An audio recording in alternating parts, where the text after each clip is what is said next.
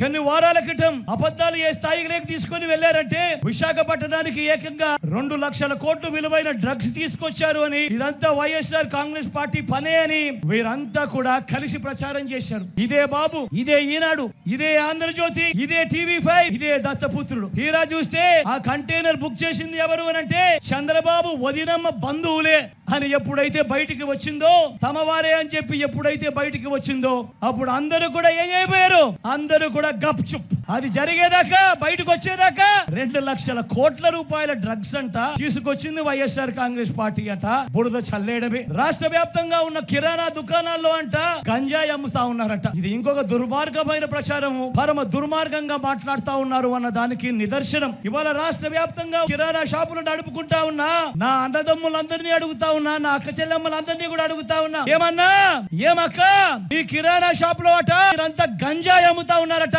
సరుకులు కాదట అని చెప్పి చెప్తా ఉన్నారు. చంద్రబాబు నాయుడు గారికి సమాధానం చెప్పండి.